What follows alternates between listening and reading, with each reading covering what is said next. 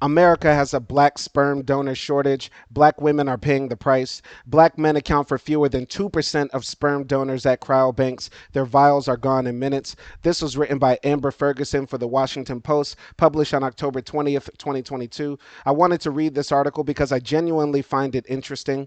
Unlike the white supremacists, the conservatives, the reactionary nuts in America, I am not concerned about declining or rising black birth rates. I wouldn't care if I was the last black person on the planet or a part of the largest racial or ethnic group on the planet. I don't care because honestly, we are all one human race.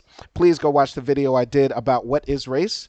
And please go also watch the video I did on black nationalism for anybody before watching this video in its entirety will accuse me of being a black nationalist. I also want to read this article because it also highlights some of the troubles and problems, systemic problems that black women go through in the healthcare system in the United States. When I was living in Serbia, I ran across one of the few black people that were living there. She was living in my apartment and she was a black American, but she was on the ideological right of me, to the very far right. I mean, Candace Owens level. She was a an older black woman who married a Serbian man, and she was living in my apartment. And I had many, many, many discussions with her. And even though we shared a lot of things in common, both coming from the South, both being travelers, we disagreed vehemently about many things dealing with social and economic and cultural and political issues in the United States. And she once told me that basically all of the problems in the black community come down to education. And then I started telling her about all of these statistics related to specifically black women, how black women have a higher infant mortality rate, how black women get treated in hospitals, how black women are disregarded in the healthcare system. What does that have to do with your education at all, right? And she had no reply to that. And I think it's very important for us to remember that black women face a very specific set of issues in the United States that are unique to them because of their position as a part of the most oppressed ethnic group, racial ethnic group in America, and also being women. So I want to get into this article. I'll give commentary every now and then. So, Newark, Delaware.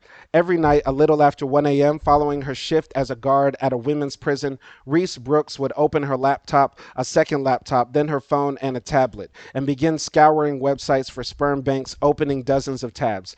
The websites offered hundreds of potential sperm donors, allowing Brooks to select for movie star looks, height, and hobbies. But when she filtered for black or African American donors, her options swiftly dwindled. The cryobanks gave Brooks a chance at motherhood, but they couldn't provide what she wanted: a black sperm donor who could give her a child who looked like her and shared her culture.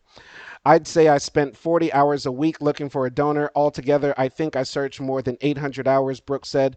But when it came to a black donor, she said, the choices were slim to none. I want to comment first because some people, unfortunately, a lot of white people watch my channel. I'm still waiting for my black audience to come, but they will come. I have faith. But I want to say some people will say that this woman specifically wanted a black sperm donor. Why is that not racist? If a white person were to say, I specifically want to have a white child, many people would accuse them of racism. And I'll say this: the reason why this is not racist for a black woman to say that she wants a black child, unless she has the intention specifically of racism in her mind, it is not racist to say this. Also, we are dealing with a specific set of circumstances in the United States, around the world, globally, where white features and whiteness is seen as glorified, where whiteness is what's chased after by many people. There was an article that I wanted to do a video about a few months ago about how in China, women are specifically seeking sperm donors from European countries, and they're paying more to get white sperm donors, white male sperm donors. When we're talking about black women wanting to have black children, this is not reverse racism. It's not racism in itself. It's just women wanting to have whatever choice they would like to have for the child that they would like to have, which everybody has the right to do. White people, black people, all people have the right to do this. But I would say a lot of the times with people, white people specifically, who want to say this, they are often doing this influenced and coerced by the forces of white supremacy that permeates our society, which shapes our mind and makes people choose this, right? When you're looking at a sperm donor, when you're looking at all of those things on the list, they have their height, what they do for a living, their health background, and so then why should race factor into it? If you are picking the best possible donor that you can have for your child, right? I'll continue reading. Crowdbanks reported that the number of black women seeking their services to conceive rose sharply during the pandemic after increasing steadily over the years. Black women between the ages of 35 and 45 are far more likely to remain unmarried than women from other racial groups, according to the latest census data, with 44% of non-Hispanic black women unmarried compared with 16% of white women. Yet black sperm donors represent just a fraction of available supply, fewer than 2% at the country's four largest sperm banks, according to an analysis by the Washington Post. Here's a chart here. America's black sperm donor shortage. Number of sperm donors by race at the four leading U.S. sperm banks as of October 11th. Whites at 391, Asian at 262, Hispanic at 54, other at 47, and black at 12. Other includes Native American, Middle Eastern, and multiracial. At some crowd banks, donors may be represented in more than one racial category, which is interesting. The severe shortage is forcing black women who need donor sperm into a painful choice. Choose a donor of another race and raise a biracial child, or try to buy sperm from unregulated apps and online groups. Also, something else I want to comment about possibly why people who are not black might choose not to have a biracial black child or something like that. Maybe dealing with some things that are related to raising black children, dealing with how to treat their hair. We're dealing with issues of racism because if you choose to have a half black or partially black child or full black child, if you choose to adopt, right, you're going to deal with other issues related to that child's life that maybe as a white person or a non-black person you are absolutely unequipped to deal with, right? So there are some other factors I want to come back and circle back about that. Other thing I find interesting, maybe sperm donors are partially black. Maybe there's, in this group of white men who are listed as white, maybe some of them are partially black, right? So maybe they are listing themselves as white as a better chance to get selected. But I don't really know exactly if how many times you're selected, you get paid more to donate sperm.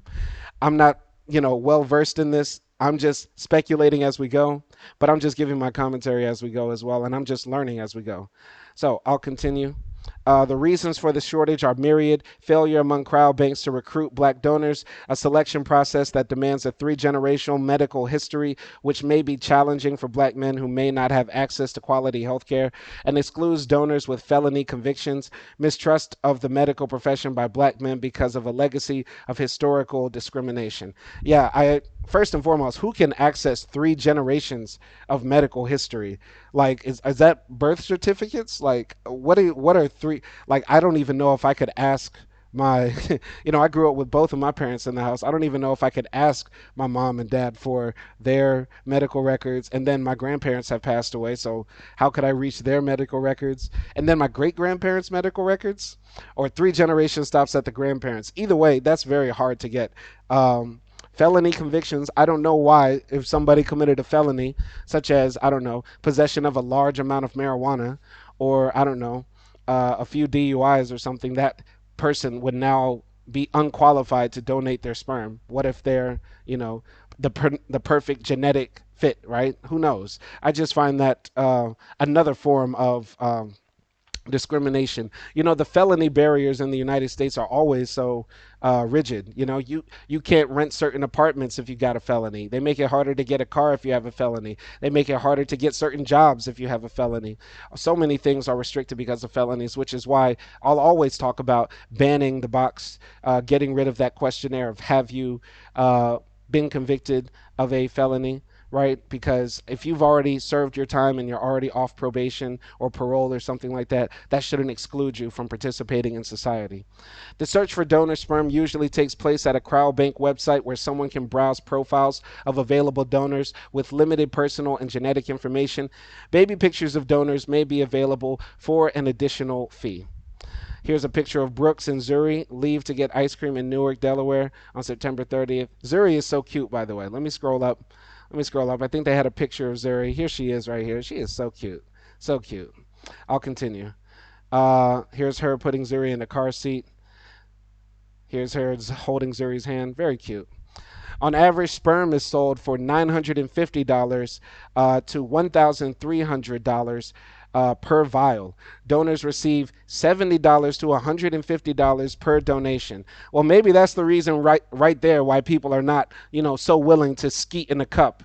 Pardon my French, but this is pure capitalist exploitation. I get paid $70 to skeet, which is more than I've ever gotten to skeet. It's more than I've ever gotten to skeet. But then you go and take my sperm and you flip it for 10 times the amount. I mean, that's pure exploitation. Maybe make it more fair where people are getting paid equitably for the work that they're doing instead of jerking us. Metaphorically and literally. The cryobanks sell a fixed number of vials per donor to limit the number of children fathered by any one donor. There are more than 20 cryobanks in the country, four of which have more than 100 donors. Among the four, California Cryobank, Fairbanks Cryobank, Seattle Sperm Bank, and Zytex, supply fluctuates. But as of October 11th, there were only 12 black donors out of a total of 748. White and Asian donors are disproportionately represented, while Hispanic donors are also underrepresented. Of 15 women who talked to the Post, only one was able to buy sperm and conceive a child with a black donor. The black woman detailed fierce competition on cryobank websites for vials from black donors, which they say typically sell out within minutes. Angela Stepanchik, a DC educator, recalled putting vials of sperm from a black donor into her online shopping cart, only to get beaten out by a sorority sister she was on the phone with who was faster to check out. Stepanchik had a mixed race child using sperm from her Latino donor. Ain't that something? Women fighting over sperm. Before you can check out, somebody else already bought it. That's insane. At California Cryobank, the waiting list for an in-demand white donor is generally 3 months, according to Jamie Shamonke, the chief medical officer. The wait for a black donor there can stretch as long as 18 months. And women in their late 30s and 40s who are facing diminishing fertility due to age simply can't wait. You know that if you get what you need, that means another sister won't get what she needs if she wants a black donor too. I'm crying, fasting, praying, and believing for a donor. Author Candice Benbow, 40, said, I know she's doing the same, but I need to buy as much as I can, pay my storage fee, and do what I need to do. So, black women are predispositioned to other fertility hurdles. They face higher risks in conceiving and carrying a child. They are more likely to suffer uterine fibroids and other conditions that can compromise fertility, and 3 times more likely than white women to die of pregnancy related cause. So, these statistics, if you follow what happens to us in America, are no surprise to me. But every time I quote these statistics to somebody, they're always very surprised. And this goes to show every time we have a debate with, white supremacists or people who are not sympathetic to our cause of fighting for equality for all human beings, specifically in the United States, who are when we're talking to people or debating people who don't believe in anti-blackness globally or locally, we need to bring up these statistics because these facts about how black women are treated in the healthcare system alone show that there is systemic bias against black people in the society because we are all human beings. And when you go to medical professionals who should be the most unbiased people, the people who are trained and should know better that all humans are generally the same, that we don't have any differences in our internal biology other than our own unique genetics as individuals, not as a race. These people still treat us wrong. These people, the smartest and the people who have studied the most about human biology, still treat us wrong, allow us to die while giving birth.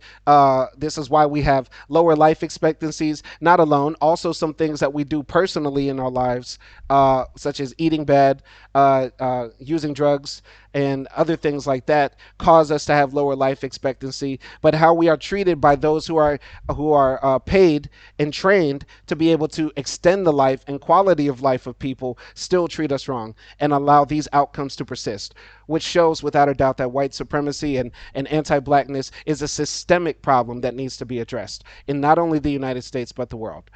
And yet they are less likely to be referred to specialists than white women, said Michael Thomas, president elect of the American Society for Reproductive Medicine. One of the biggest problems that we face as fertility doctors is not getting those patients in sooner.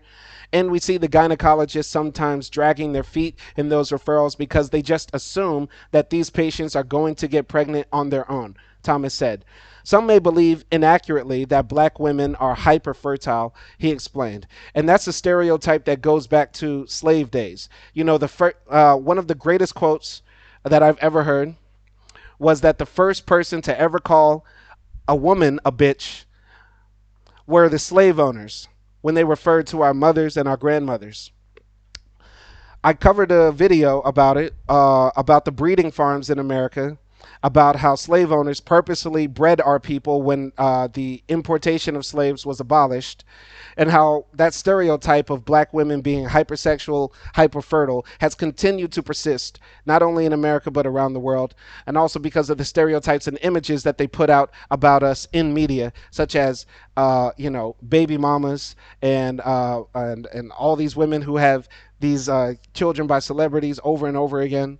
Uh, not throwing any shade or any shots at anybody, but I'm just saying that the negative stereotype about black women being hyperfertile is a very, very, very old trope, and it's a shame that it still continues to persist in the minds of medical professionals and also in the society at large.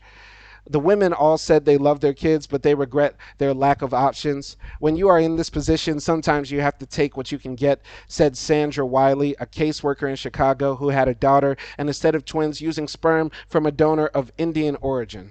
Here's Zuri again. She's so cute. She said she selected a Peruvian sperm donor. Ain't that something? I'll continue.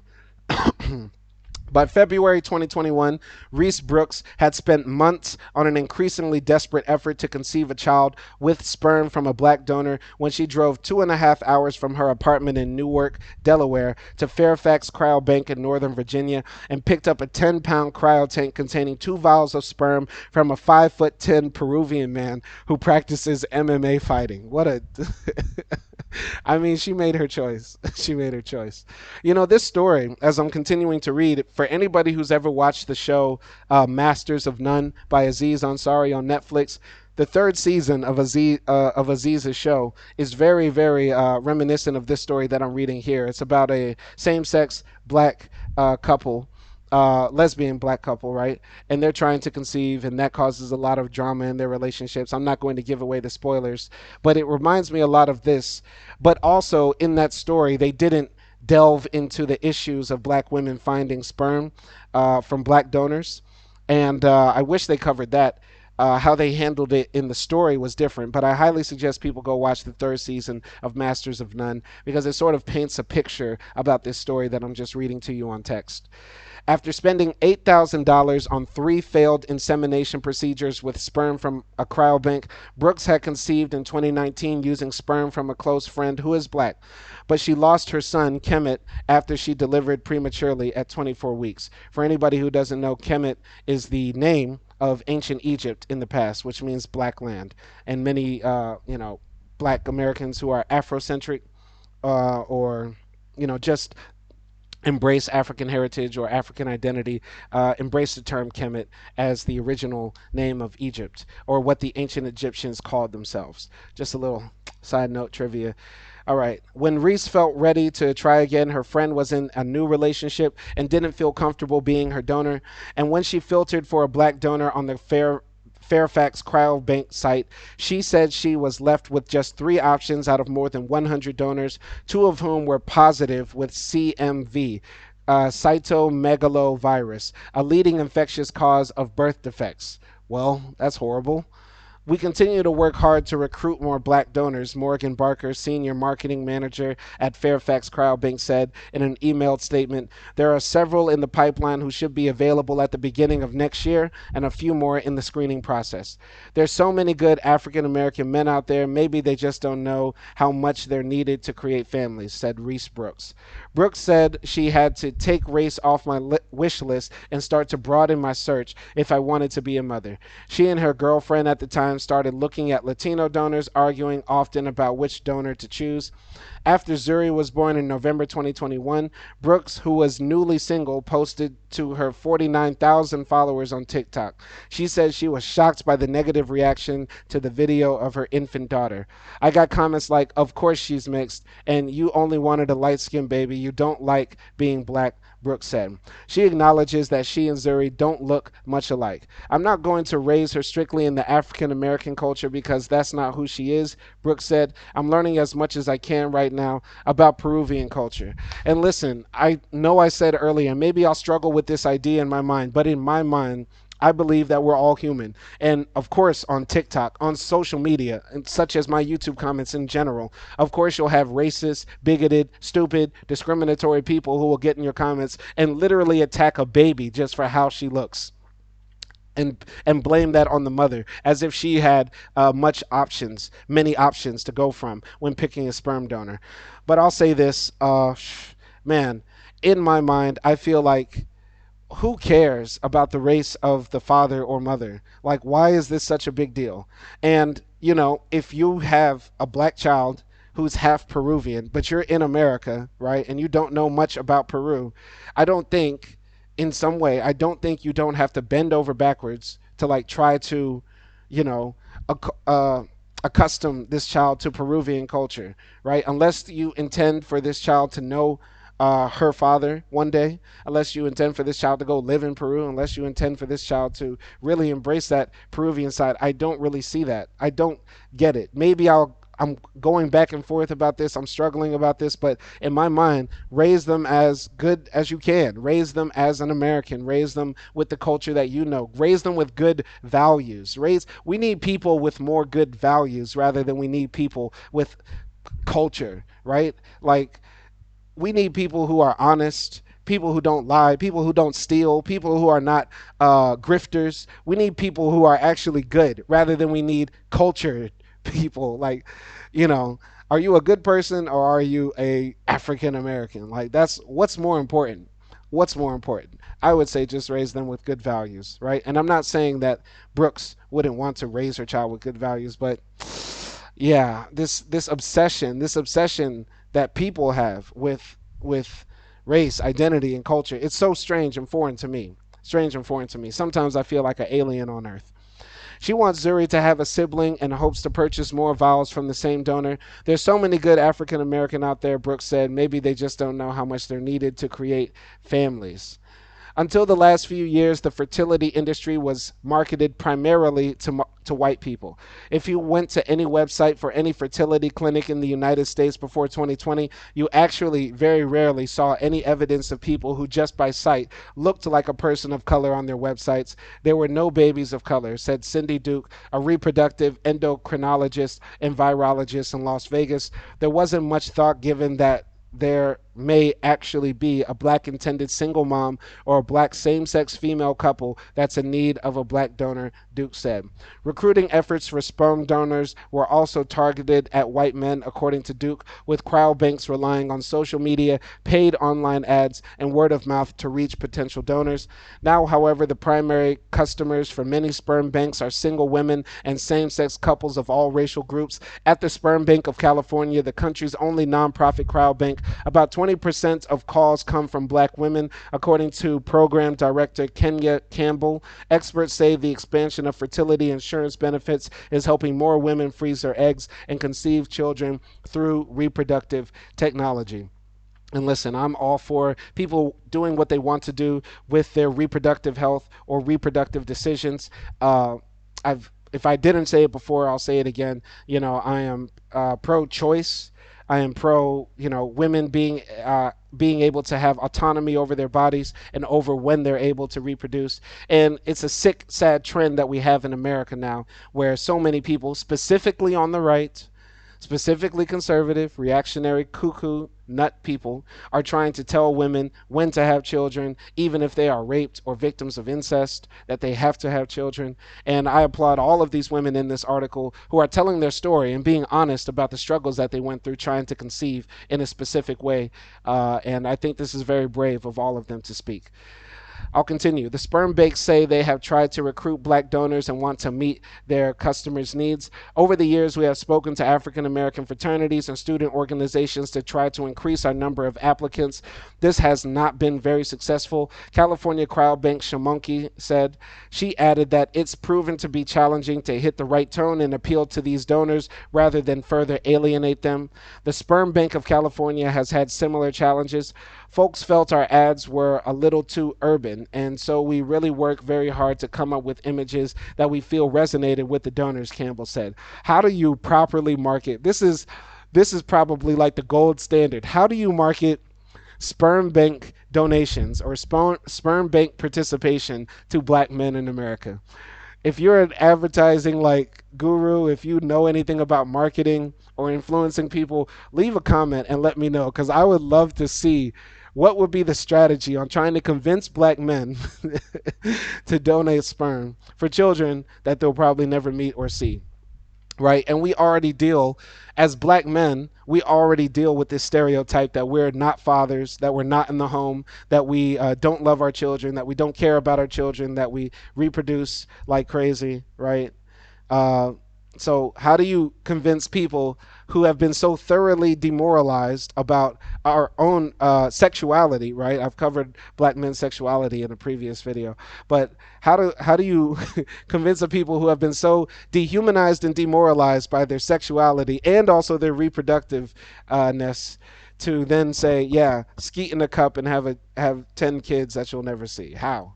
That's got to be the trickiest marketing advertising campaign ever. Anyway, Seattle Sperm Bank said it tried giving out gift cards to a juice bar outside local gyms. Fairfax Crowd Bank said it tried pursuing a partnership with a black male TikTok influencer, but could not find the right fit. uh, Zytex has recently opened 2 collection sites in Georgia that are close to HBCUs. They've seen an increase in black donors over the past 2 years, but Mackenzie Ramsdell, senior clinic relations and digital marketing specialist at Zytex, said that it appears that demand is still outstripping supply. The sperm banks face several challenges. Infertility remains a taboo topic in the black community. Duke said, "We're still not at a point yet where people are openly sharing that they've used donor gametes." And the crowd banks have to overcome a legacy of mistrust in the healthcare system, said Dexter R. Voisin, Dean of Applied Social Sciences at Case Western Reserve University. For anybody who's ever wondering, why black people distrust hospitals and doctors and that sort of thing, I hate telling people, do your own research. I hate telling people that, because that can lead you down dark rabbit holes and leads you down information that's not good for you, because misinformation is everywhere on the internet. But please go look at the Tuskegee experiment. Please go look at all the doctors that did horrible scientific experiments on enslaved African people, and then come back and ask, why do black people distrust the medical and healthcare system? If not for the outcomes alone that black women face and black men face in the healthcare system in the United States today, go look at the history of how we've been treated in that system. That mistrust is in part because of Tuskegee and other atrocities that have happened in the medical system, but also the many atrocities that are happening outside on a daily basis, Voisin said. Thomas of ASRM said crowd banks need to connect more deeply with black communities, pay donors more, and extend their outreach to places such as barbershops and local African American newspapers. Crowd banks must also convince black men that donating sperm is helping other people build families and does not mean they are evading their responsibilities as a parent. One thing I have to say, yeah, definitely pay people more generally. The crazy anarchic socialist communist that I am says that getting $70 or $100 to create a child, which you then make a 10 times profit on, is not fair. Aside from this thing about black women getting mistreated in the healthcare system, having lack of options, and black men not donating sperm or donating sperm, everybody should be paid a fair wage for the work they do, especially if you're talking about giving life. I know we can try to mitigate it. We can try to, poke fun at it and say these are guys just, looking at a porn mag for about 15 minutes. They skeet and then they go, right? But honestly, you're talking about the most sacred thing that we can do as people, which is create life. And so people should be fairly compensated for that. For that, I don't know the exact number, but $100 is not enough. Not enough for anybody to be doing this. And I'll just say right now, I would never be a sperm donor, just because I don't want to have, kids that I'll never know or never see. That's just weird to me, and it's goes against kind of my morals and ethics, the few that I have. But no, no, it's just something that would not appeal to me, no matter the price. But for the people that do this at this price, I believe you guys are getting jerked, metaphorically and literally. Well, no, you can't literally get jerked at the sperm bank. They'll get shut down, right? I'll continue. It has been drilled into their psyche that black men are not good fathers. They're absent. They don't go to the doctor. And now you turn around and tell them that they should now trust the medical industry with their genetics and help create children that they aren't going to see. That's a big obstacle, said Regina Townsend, founder of the Broken Brown Egg, an infertility nonprofit organization for black women. So, the strict criteria for a sperm donor. Sperm banks already have an uphill battle trying to get men of color to donate sperm. While the selection criteria are not specifically targeted at any ethnic group, they contribute to a shortage of black sperm donors. Here's how the Food, Drug Administration and other regulations disqualify applicants, especially gay men, from donating sperm, which is another thing. That's bad that gay men are, another group of people who are disproportionately or left out of trying to help people who are creating families. I'll continue.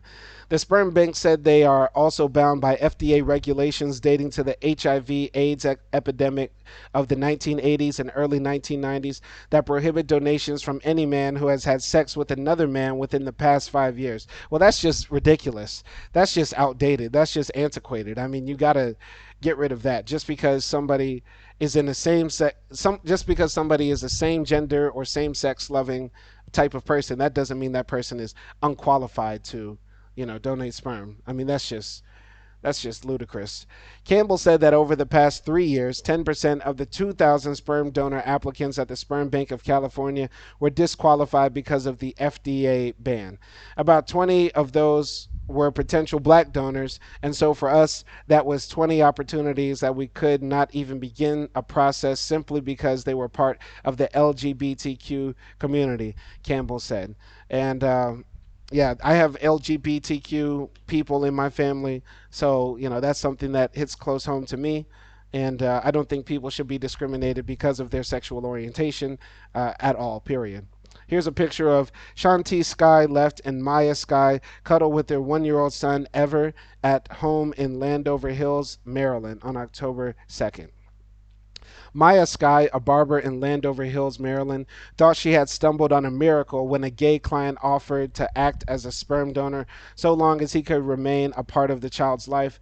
Sky's wife, Shantice, had undergone 10 exhausting intrauterine insemination IUI attempts by then, draining their savings by spending $20,000 on fertility clinics and sperm banks. The couple searched online for parental contracts about splitting bills, schooling, vacation times, and custody, and set up a group chat. The Skies did not get legal advice before signing a contract with Jonathan Patton of Washington, D.C. in September 2020 that committed to share parental responsibility. We will jointly make major decisions about our child, the contract reads. So that's a thruple on paper. By the time Shanti Sky was 7 months pregnant, the relationship with the donor soured and communication stopped, the Skies said. Soon after their son was born in August 2021, Patton sued Shanti Sky for sole custody and child support. Wow. Wow, that's crazy. The lawsuit also accused Maya Sky of committing fraud by listing her name on the birth certificate. So a gay guy donates sperm. He has a fallout with the gay couple that he donated the sperm to, and then he sues to get the baby back and get child support. America, only in America. Only in America. You gotta love this country. I know I know I know I talk a lot of mess about the U.S., but these types of stories write themselves. That's a telenovela right there. Patton was granted shared custody in December 2021. Maya Sky said the couple were so desperate to have a child, they overlooked the implications of the legal agreement. The Sky family plays together at home. This is that picture. The Skies use sperm from a client. Yeah, yeah, we read all that. All right, they're not showing real pictures of the baby, but I'm sure Ever is cute. Jessica T. Ornsby, who represents Patton, said in a statement, Mr. Patton always believed he would have shared legal custody of his son, and the court agreed with him that he should have shared legal custody. The legal battle continues, and the Skies say it has cost them $35,000 in fees. Looking back, they acknowledge their experience as a cautionary tale about the complicated legal landscape of sperm donation outside cryobanks. It's kind of dangerous to enter a situation where you are a married couple and you have chosen a sperm donor, but then that sperm donor wants to remain in the dynamic. Maya Sky said, "If it goes wrong, if it goes left between any party, just be ready for a roller coaster." Legal experts say bypassing licensed sperm banks can result in other risks. Proper screening isn't getting done when you go private. Intended recipients and donors need to make sure they aren't carrying the same recessive mutations or same genetic issues that could manifest in the child, said Richard Vaughn, an attorney specializing in fertility law. When people work through licensed sperm banks, there's a system of checks and balances and medical screening, Vaughn said. Still, some women are willing to take the chance. So, I think it goes without saying, black women are susceptible to fall into these sorts of situations that can lead to them, spending thousands of dollars on legal fees or having, these sorts of problems in these relationships because they have to go another route to get black sperm donors. So I do think these sperm banks should be trying to get more black sperm. They should be paying donors more, definitely, because people are attracted to money. And in this economic recession that we're living in, that's been perpetual since 2008, I don't know why people have been thinking just because the stock market went up in '09 and all through that decade that everybody got rich. No, people are still suffering. It's still hard out here. So definitely pay people more. Let's have some social equity, economic parity for the work that we do. That's all I'm saying. But yeah, all of this, the lack of black sperm is causing black women to go out and get sued by gay guys for child support. That's the moral of the story. I'll continue reading. For Leslie Fickling, a single lesbian turning to apps offered a chance at motherhood at a fraction of the cost of cryobanks and a higher likelihood of finding a black sperm donor. I'm not a rich white woman who can just go to IVF or cryobanks and spend that money and let alone save for a baby, Fickling said. I started looking at other ways I can find donors without spending thousands of dollars for sperm. Facebook groups eventually led Fickling to an app called Just a Baby. The free app, which works like the dating apps Tinder and Bumble, allows users to swipe on profiles of people offering to be surrogates, egg donors, and sperm donors. Only in America. What is happening? What is happening? Thank God I'm married. Thank God I'm married. What is this world coming to?